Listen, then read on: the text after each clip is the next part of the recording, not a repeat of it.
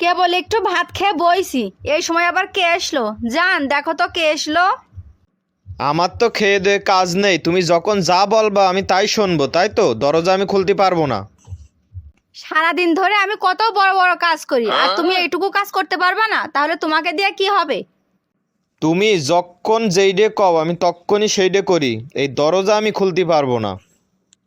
তাহলে তুমি দরজা খুলতে পারবা না?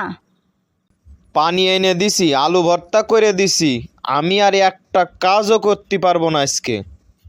ঠিক আছে, দরজা খুলে দুবা না তো? কথাটা মনে রেখো, আমি তোমার পরে বুঝাবানি।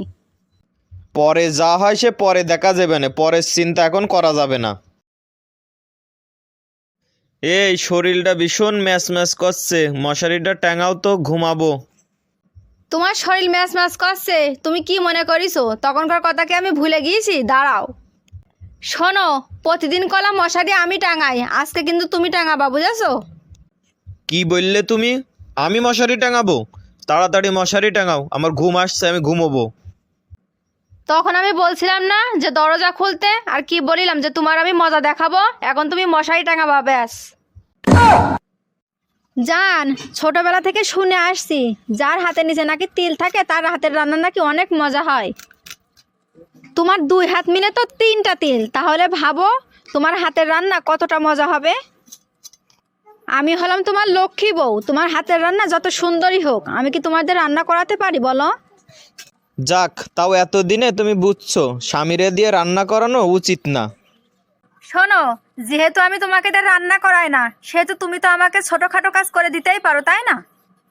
ছোটখাটো কাজ করায় নিবা? সেটা আবার কি কাজ?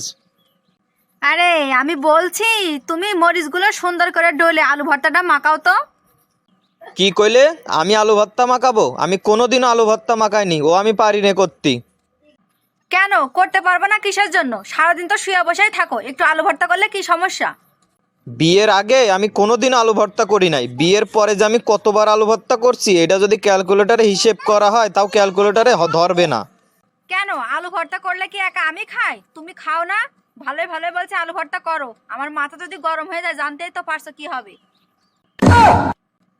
কি ডাকা যে তুমি আলু ভর্তা বানাতে পারো না? এই যে কি সুন্দর করে আলু ভর্তা মাখিছো, খেয়ে কি শান্তি লাগলো।